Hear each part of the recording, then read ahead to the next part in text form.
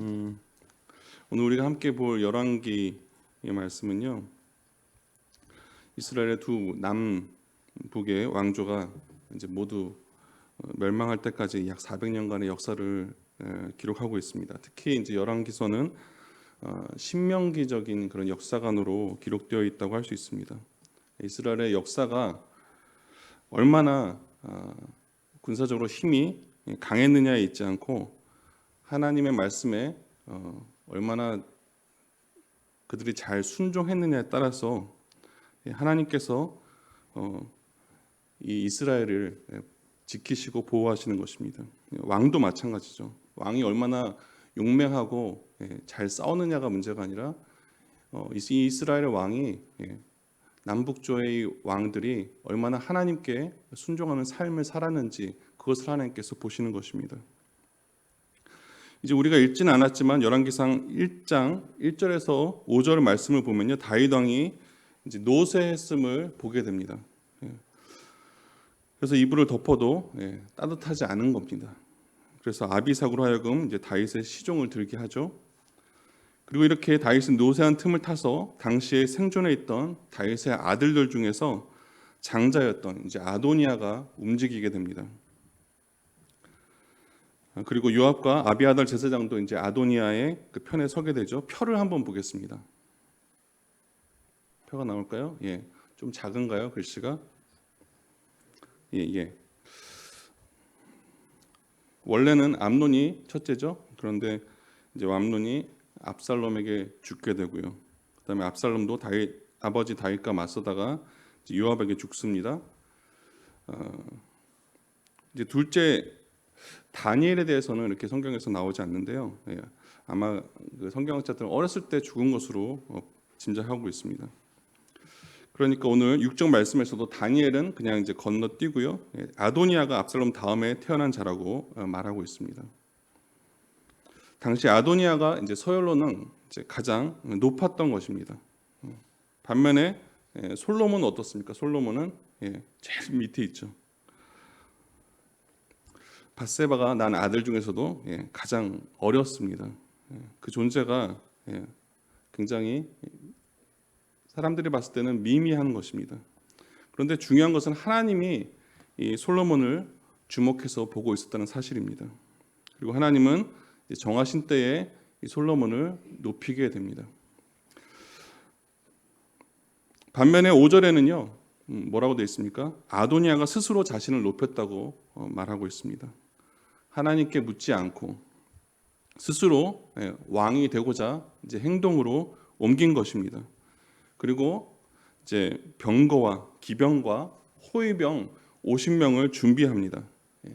병거와 기병은요, 당시로 치면 첨단 무기입니다.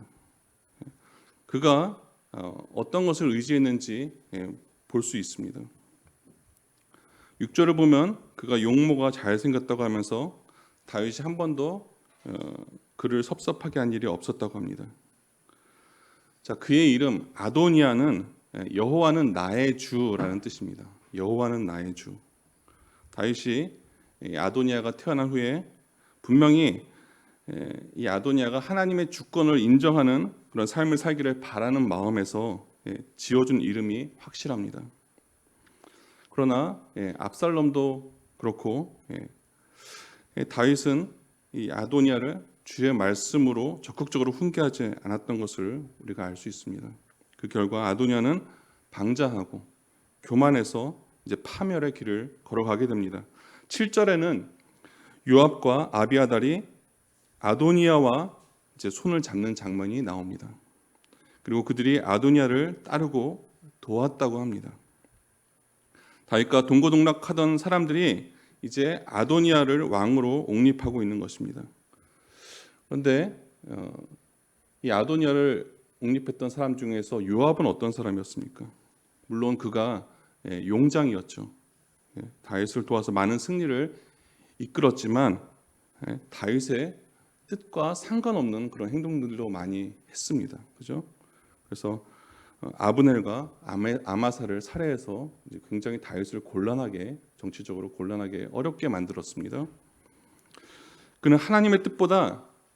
어떻게 보면 자신의 뜻대로 살았던 사람입니다. 결국 이 요압은 자신이 생각하기에 겉보기에 인물도 괜찮고, 그죠? 야심도 있고, 이 자신의 좀 뜻대로 사는 이 아도니아에게 끌린 것을 보게 됩니다. 자, 그러면 아비아달 제사장은 어떻습니까? 그는 우리가 알다시피 사울과 이제 도액이 대제사장 아히멜렉과 그의 가족들을 집단 학살했을 때, 그죠? 에봇을 가지고 혼자 살아남았던 제사장입니다. 그가 이제 다윗에게 가서 이제 다윗의 보호를 받고, 또 그가 이제 에봇을 통해서 하나님의 뜻을 다윗에게 전달하죠. 그는 성막을 섬기는 제사장이었지만, 그런데 어쩐 일인지 오늘 보면 아도니아의 편에 서고 말았습니다. 그도 눈에 보이는 대로 따라갔던 것입니다. 결국 이 두 사람은 당시에는 금줄 같아 보였지만, 그죠? 사실은 썩은 동아줄을 잡고 말았습니다. 그래서 나중에 한 사람은 이제 비참한 최후를 맞게 되고요. 이 아비아달 제사장은 이 제사장직에서 쫓겨나게 됩니다. 반면에 8절에 나오는 제사장 사독과 분하야와 이제 선지자 나단과 시므이와 레이와 다윗의 다른 용사들은 어떻게 했습니까? 아도니아와 함께 하지 않았다고 말씀합니다. 이들이 왜 이들과 함께 하지 않았을까요? 다윗이 비록 노쇠해 보였지만 하나님이 다윗과 함께 하신다는 것을 그들이 알았던 것입니다. 다른 면에서 이들이 사람들의 눈에 좋게 보이는 것을 쫓아가지 않은 것이죠. 9절 10절을 보면 이들이 어떤 사람이었는지 좀 더 정확하게 알 수 있습니다. 9절 10절입니다. 아도니아가 에느로겔 근방 소헬렛 바위 곁에서 양과 소와 살찐 송아지를 잡고 왕자 곧 자기의 모든 동생과 왕의 신하된 유다 모든 사람을 다 청하였으나 선지자 나단과 분하야와 용사들과 자기 동생 솔로몬은 청하지 아니하였더라. 자, 이들이 유력한 사람들은 다 초대하고 꼭 집어서 솔로몬 편에 서 있는, 다윗 편에 서 있는 사람들만 초대하지 않은 것입니다. 자신과 정치적으로 반대편에 있는 사람들은 한 사람도 부르지 않았습니다. 예전이나 지금이나 이제 중고등학교 이렇게 학교에서 이제 사고 치는 아이들의 그런 부모님들이 자주 하는 말들이 있습니다. 사고 치는 아이들의 부모님들이 하는 말입니다. 여러분들은 잘 모르실 거예요. 그런 부모님들 하는 말이 우리 아이들은 절대 그럴 아이들이 아닌데 친구를 잘못 만나서 그랬다는 겁니다. 과연 그럴까요? 그런데 그런 거 아십니까? 사실은 노는 친구들이 자기랑 코드가 맞는 아이들을 귀신같이 찾아낸다는 것입니다. 그래서 끼리끼리 논다는 말이 생긴 겁니다. 그 사고친 아이들의 부모님만 그걸 모르고 우리 아이는 그럴 리가 없다는 거예요. 친구 잘못 만나서. 자, 지금 아도니아도 그걸 정확히 아는 겁니다. 누가 솔로몬과 다윗 쪽에 속한 사람인지, 누가 자기 편인지 정확히 알고 있습니다. 9절에서 10절의 내용을 보면요, 이건 그냥 잔치하는 게 아니라 이제 즉위하는 그런 제사를 하는 것을 알 수 있습니다. 자신이 왕이 되었으면 이제 선포하려고 했던 것입니다. 그런데 역대상 22장 9절에서 10절에 보면요, 하나님은 다윗에게 그에게서 난 아들 이제 솔로몬이 성전을 건축할 거라고 분명하게 미리 말씀해 주셨습니다. 제가 한번 읽겠습니다. 보라, 아들이 내게서 나리니 그는 온순한 사람이라. 내가 그로 주변 모든 대적에게서 평온을 얻게 하리라. 그의 이름을 솔로몬이라 하리니 이는 내가 그의 생전에 평안과 안일함을 이스라엘에게 줄 것임이니라. 그가 내 이름을 위하여 성전을 건축할지라. 그는 내 아들이 되고 나는 그의 아버지가 되어 그 나라 왕위를 이스라엘 위에 굳게 세워 영원까지 이르게 하리라 하셨나니. 다윗은 이미 하나님의 계시를 통해서 이것을 분명히 알고 있었고요. 오늘 30절에도 보면 내가 이전에 이스라엘의 하나님 여호와를 가리켜 내게 맹세하여 이르기를 내 아들 솔로몬이 반드시 나를 이어 왕이 되고 나를 대신하여 내 왕이 앉으리라 하였으니 내가 오늘 그대로 행하리라 이렇게 말합니다. 아도니아도 분명히 이것을 알았기 때문에 왕자들 중에서 솔로몬만 딱 빼고 초대하지 않은 것이죠. 사실 이 궁궐이라는 곳이 그죠? 누가 다음에 왕이 될 것인가? 이것이 항상 초미의 관심사 아닙니까? 분명히 솔로몬이 다음 왕이 될 것이라는 것을 공공연하게 다 알고 있었을 것입니다.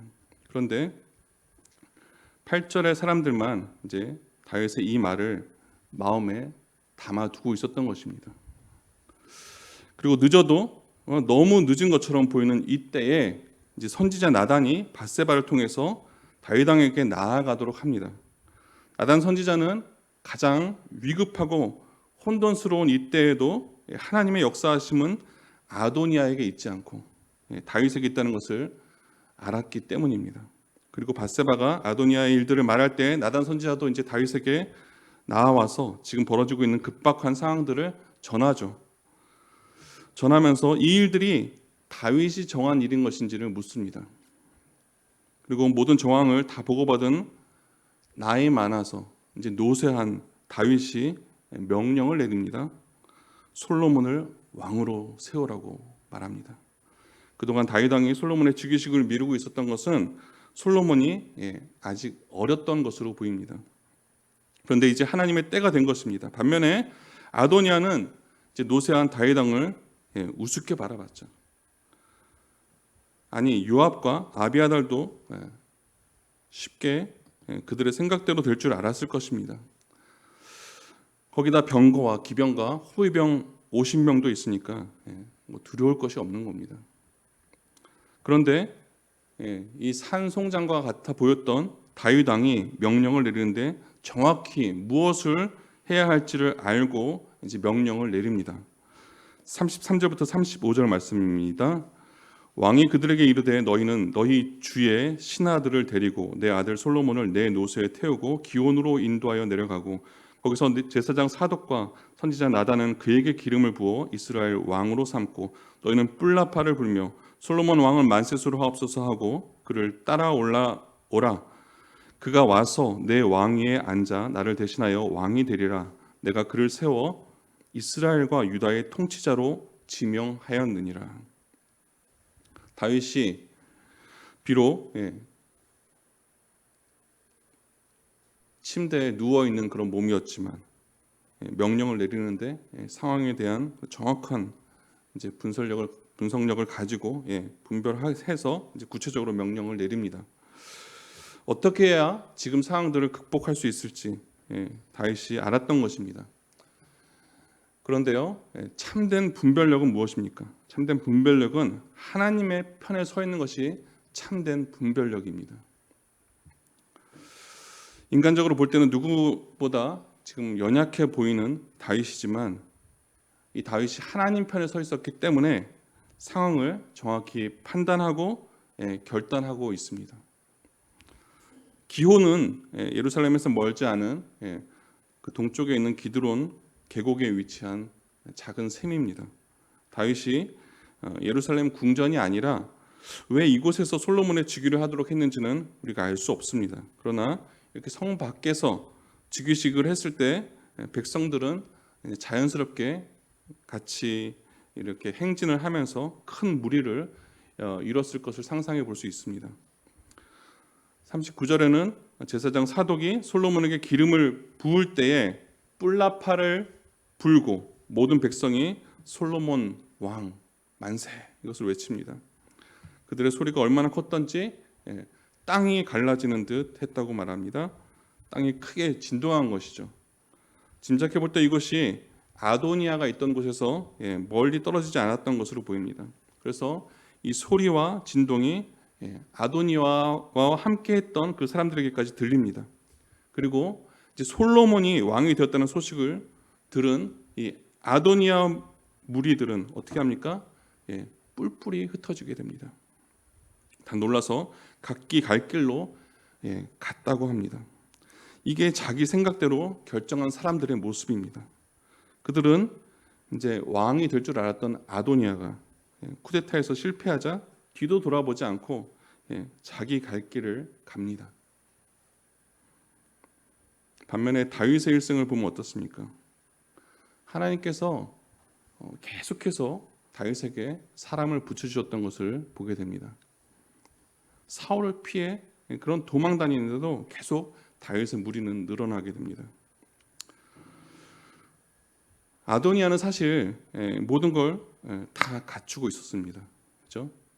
외모부터 시작해갖고 다 갖추고 있었어요. 또 다윗의 신복이었던 요압, 군대 장관 아닙니까? 아비아달 제사장, 오른팔 왼팔을 그냥 자기가 다 깨어찬 것입니다. 9절에는요 왕의 신하된 유다 모든 사람을 다 청했다고 나오는데요, 이들은 다름 아닌 유다의 지도자들과 장로들이었습니다. 아도니아가 참 주도 면밀했던 것 같습니다. 그런데 아도니아가 딱 하나 고려하지 않은 게 있죠. 하나님의 뜻에 무관심했습니다. 그래서 자의적으로 이 아도니아가 결단해 버린 것입니다. 자기 뜻, 자기 생각에는 솔로몬은 어리고 모든 면에서 자신이 왕으로서 적합했다고 생각한 것입니다. 결국에 아도니아는 솔로몬에게 목숨을 구걸하며 제단 뿔을 잡는 그런 비참한 부끄러운 모습을 보이게 됩니다. 반면에 나단과 밧세바와 사독, 브나야는 어떻습니까? 하나님의 뜻과 그 약속을 믿었기 때문에 이제 승리하게 됩니다. 자기 힘을 믿는 사람들과 하나님의 약속을 붙드는 사람의 차이를 극명하게 보여주고 있습니다. 그럼 오늘 우리를 향한 하나님의 뜻은 무엇일까요? 바로 먼저 하나님의 나라와 그 의를 구하는 것이 우리를 향한 하나님의 뜻입니다. 이때 먼저가 중요합니다. 먼저. 세상 사람들은 내 뜻, 내 생각이 먼저 아닙니까? 하지만 하나님을 믿는 성도들은 이 땅에서 하나님의 나라와 하나님의 의가 먼저라고 고백하는 사람들입니다. 여기서 하나님의 의는 한마디로 예수 그리스도를 통한 십자가의 구원을 의미합니다. 로마서 3장 21절에서 24절 말씀을 한번 함께 읽어볼까요? 함께 읽겠습니다. 시작. 이제는 율법 외에 하나님의 한 의가 나타났으니 율법과 선지자들에게 증거를 받은 것이라. 곧 예수 그리스도를 믿음으로 말미암아 모든 믿는 자에게 미치는 하나님의 의인이 차별이 없느니라. 모든 사람이 죄를 범하였음에 하나님의 영광에 이르지 못하더니 그리스도 예수 안에 있는 구속으로 말미암아 하나님의 은혜로 값없이 의롭다 하심을 얻은 자 되었느니라. 아멘. 무슨 말입니까? 원칙대로 하자면 모두가 죽어 마땅하지만 하나님은 독생자 예수 그리스도께서 죽음으로 인간의 죄값 모두를 치르게 하시고 그 사죄의 은혜를 믿는 자는 구원받도록 하신다는 것입니다. 이렇게 하나님의 의를 구하고 예수 그리스도를 믿은 사람은 자연스럽게 하나님의 거룩한 통치를 받기를 소원하게 되는 것입니다. 이것이 하나님의 나라를 구하는 것입니다. 전에는 상대방에게 상처 주는 말을 아무렇지도 않게 내뱉던 사람이 이제는 그리스도께 받은 은혜를 기억하며 입술을 깨무는 게 하나님의 나라를 구하는 것입니다.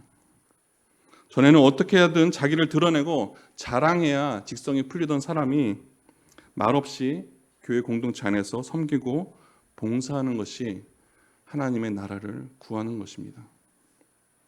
전에는 다른 사람이 나에게 상처 줬을 때 이자까지 쳐서 되갚아주고 싶었던 그런 마음이, 그런 사람이 이제는 하나님께서 이런 내 마음속의 분노와 폭풍을 잠재워 주시기를 바라고 기도하는 것, 이것이 하나님의 나라를 구하는 것입니다.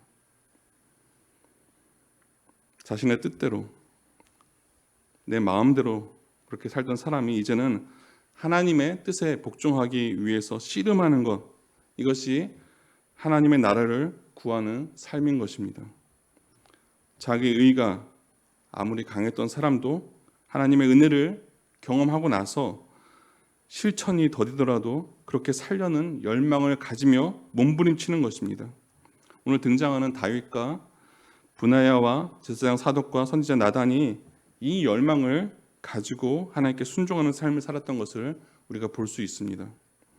이들이 다윗과 함께하며 다윗과 함께 하시는 하나님을 신뢰했던 것입니다. 이제 마지막으로 오늘 말씀에서 하나님의 뜻을 쫓았던 사람들의 대표로 등장하고 있는 브나야의 고백을 다시 한번 보겠습니다. 36절에서 37절 말씀입니다. 제가 읽겠습니다. 여호야다의 아들 브나야가 왕께 대답하여 이르되 아멘. 내 주 왕의 하나님 여호와께서도 이렇게 말씀하시기를 원하오며 또 여호와께서 내 주 왕과 함께 계심같이 솔로몬과 함께 계셔서 그의 왕위를 내 주 다윗 왕의 왕위보다 더 크게 하시기를 원하나이다 하니라. 무슨 말입니까? 다윗이 지금 솔로몬을 자기 대신 왕으로 세우겠다는 그 말 후에 이제 브나야가 이제 말하고 있는 것이거든요. 먼저 브나야는 이 다윗의 말에 아멘, 아멘 이렇게 화답하고 있습니다. 그가 이 다윗의 이 말이 떨어지기를 간절히 기다렸던 것을 알 수 있습니다. 37절은 축복의 말입니다. 다윗 왕과 함께 하셨던 그 하나님이 솔로몬 왕과도 함께 하시기를 바란다는 것입니다. 이 짧은 이제 브나야의 고백에서도 그가 얼마나 하나님을 신뢰했는지를 알 수 있습니다. 하나님의 나라가 계속되기를 간절히 바라고 그런 소망하는 마음이 브나야에게 있었던 것입니다. 바라기는 오늘 말씀을 묵상하며 저와 여러분이 이 세상을 살면서 하나님의 뜻을 먼저 구하시기 바라고 하나님을 더욱 신뢰하시기 바랍니다.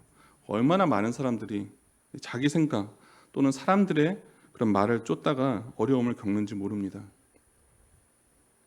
또한 성도는 내가 노력해서 얻은 그런 성공일지라도 하나님의 뜻과 섭리 안에서 하나님이 도우셨기에 가능했다고 고백해야 합니다. 이걸 짧게 뭐라고 하죠? 하나님께서 하셨어요. 오늘 이 모든 방책을 낸 다윗의 고백이기도 합니다. 1장 48절이 그 말을 하고 있는 겁니다. 하나님께서 하셨다는 것입니다.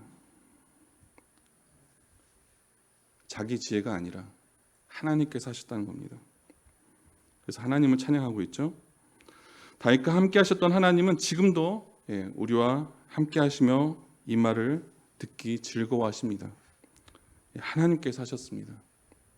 우리가 신앙생활 하면서 이 말이 우리 입에 붙길 축복합니다. 기도하겠습니다.